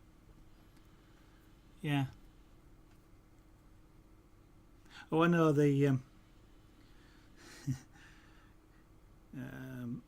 I've done lecturing, so teaching people, and one of the things that they teach you to do, and that is never put the excuse in that you're not about if something's not as good as it should be before you actually tell somebody. So not very good at this, but don't do that. You do it and then wait to see if they realise you're not very good at it, because most of the time they don't. So yeah, I shouldn't really tell you where the join is. You probably wouldn't have seen it, but or you just accepted it as something in the background. But yeah.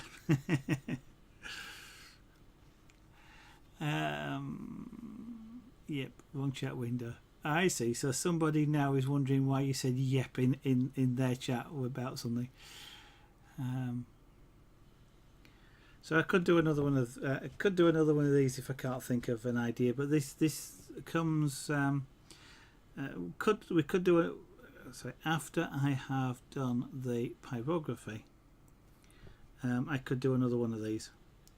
Not the class 66, maybe something like the Mallard. It's a steam engine, streamlined steam engine. Or to give it its proper title, it's an A4 Pacific.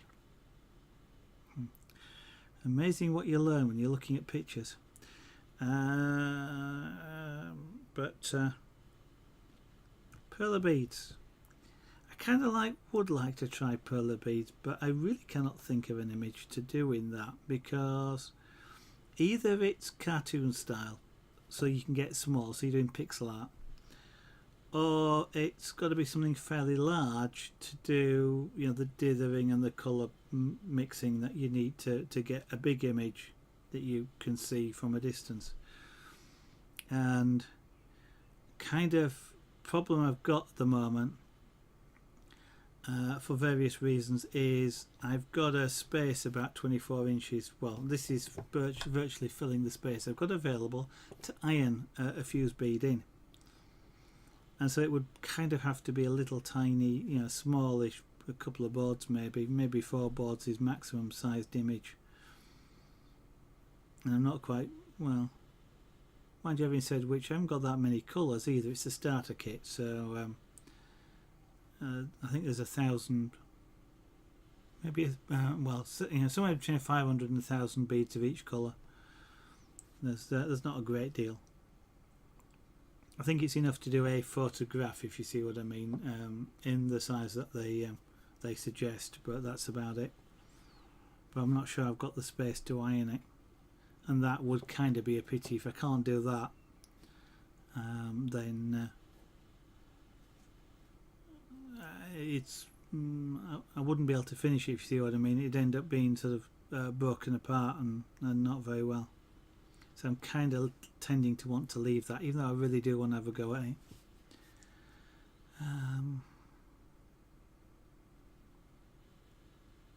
scraper boards. An interesting one to think of. Kind of an image that comes to mind for scraper board is something like a nighttime winter scene of maybe countryside, something like that. See if I could do something along those lines. So you've got like the snow on a cottage, and resting on the top of a picket fence or just a bar fence. So you can pick out the lines by pick out the shapes by what's highlighted, not what's actually there. That kind of strikes me as maybe being an interesting idea and challenge to try and scrape a board. Yeah, maybe an elephant tomorrow then. It's either that or we've got these two cats here, of course, which are Junior and Felix. We have a third cat called Cleo.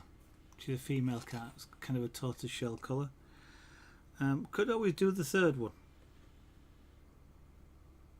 Don't know. What do you think? Pussycat or elephant? The elephant would be a bigger piece. It would be an A4 piece of wood to work on. These obviously are smaller, but I've got another plaque this size, which would then be our 3 current cats.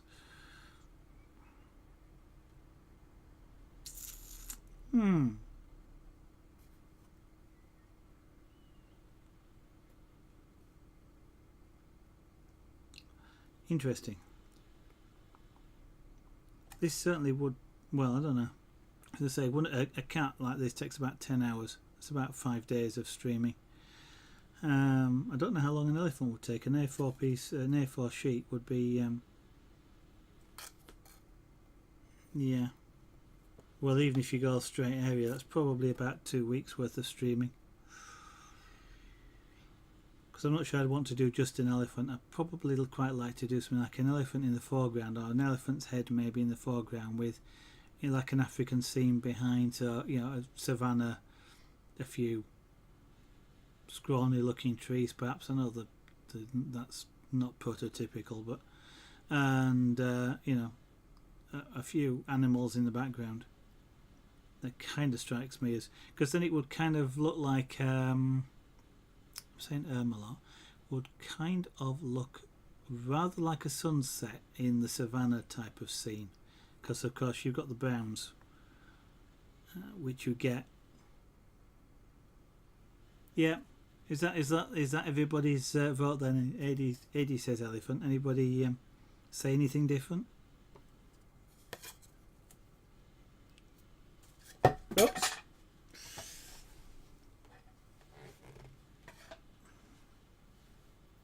Yeah, that is true, AD. That's very true. Certainly challenging. And something new. And the largest paragraphic piece I've done so far, because I'll be doing it on something like A4.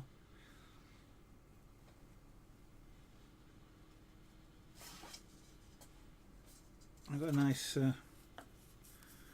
nice sort of piece of birch plywood there. I think I'd try birch. I've got some poplar, which is whiter, but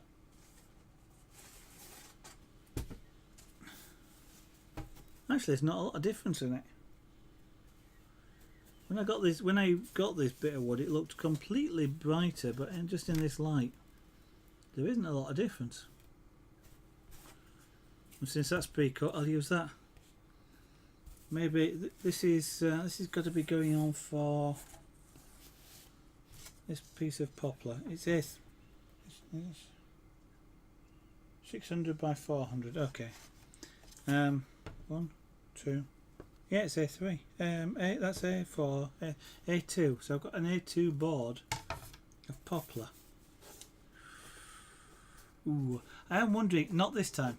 I am wondering if in the future, when I've got the space to do it, I can do something on an A2 board.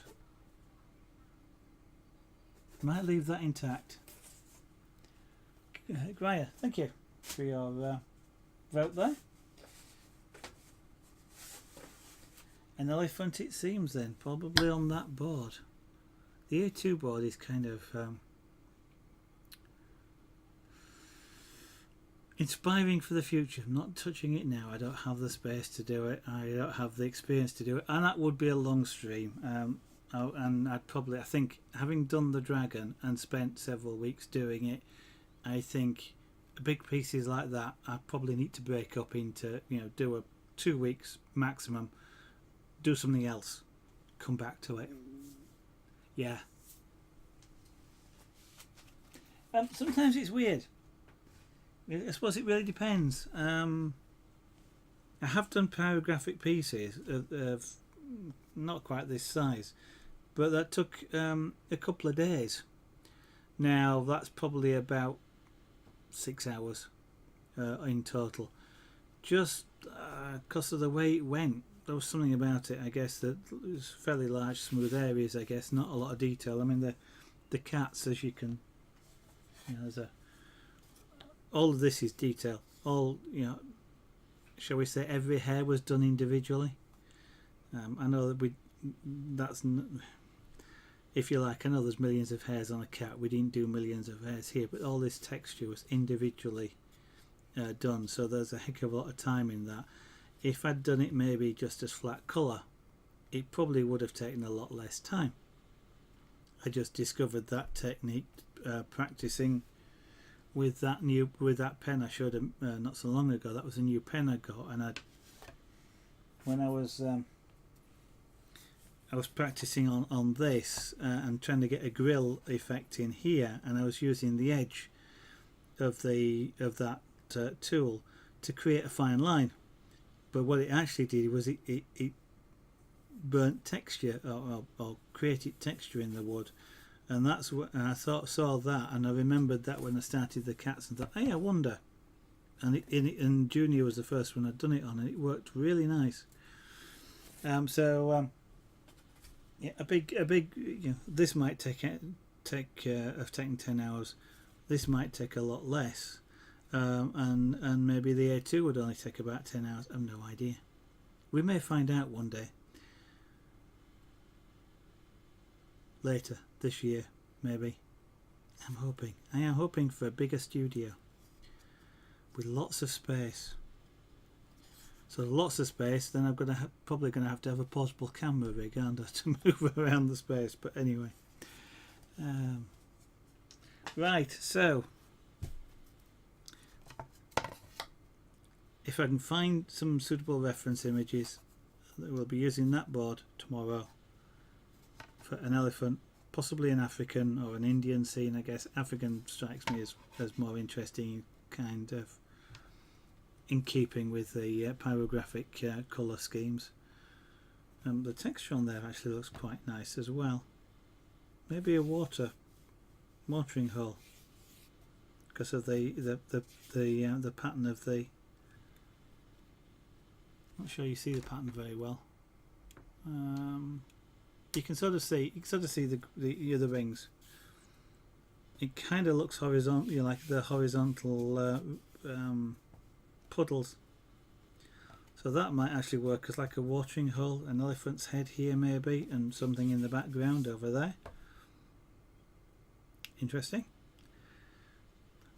So if I can find something, we should be doing something like that. If not, I don't know what I'll do tomorrow. I might say I've got a scraper board that I can do some work on. I don't know, there's 2 hours work on it. Oh, all else fails, I can play a game. I can play Minecraft. Do what Chris, see what happens he's doing. Play Minecraft for a stream or two. Anyway.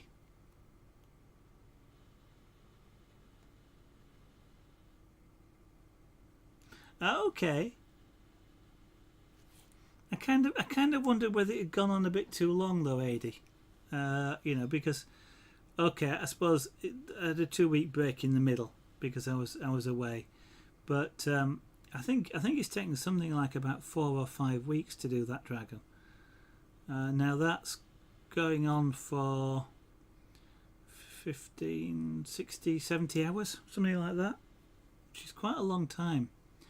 And it was a relatively slow changes, so I kind of wondered if stream wise you guys would have got bored by seeing it. I know that's not all that you come to a stream for, but it was a relatively slow changing thing.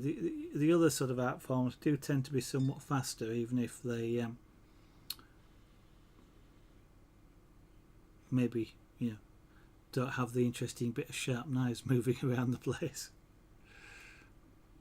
Okay, well, you know, I will admit that sort of this week I was getting a bit tired of, not of carving as I say at the start, but of the dragon, and if I hadn't been so close to finishing, I probably would have put it to one side this week, just so that I didn't burn out on it, and done something and come back maybe in a week or two to it. But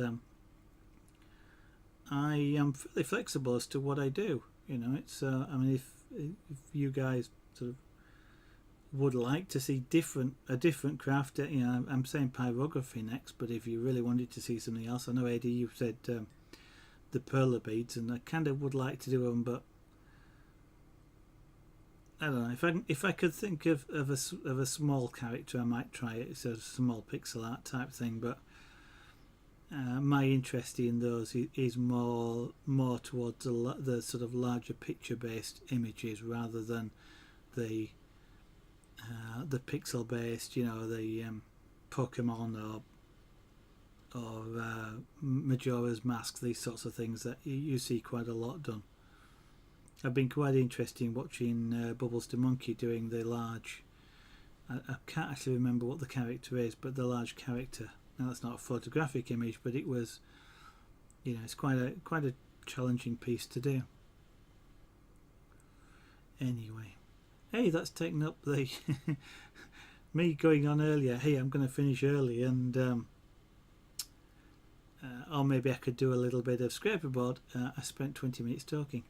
So I think we'll call it a night tonight.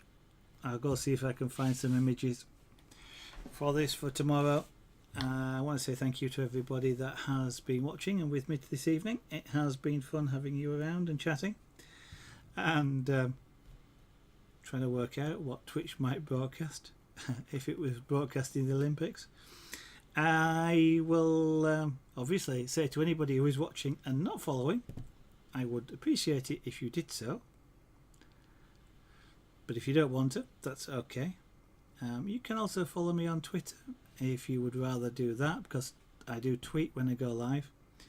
The details are below stream window. They'll also be on the end plate in a minute, but quite simply it's at @Zarraganart, and so you can get notified that way about when I go live. Not about what sandwiches I'm eating, don't tell you that, that's up to me. And if you just want to try and catch me tomorrow, which is my next stream, I will start somewhere around 2000 hours UK time, 1900 hours GMT, or take a look at your clock. Most of you will have one on your computer screen unless you're watching me full screen, and if you are a watch or anything else, subtract 2 hours and 5 minutes. That's 8 o'clock in the UK, but that time tomorrow. In the meantime, again, thank you all. See you later.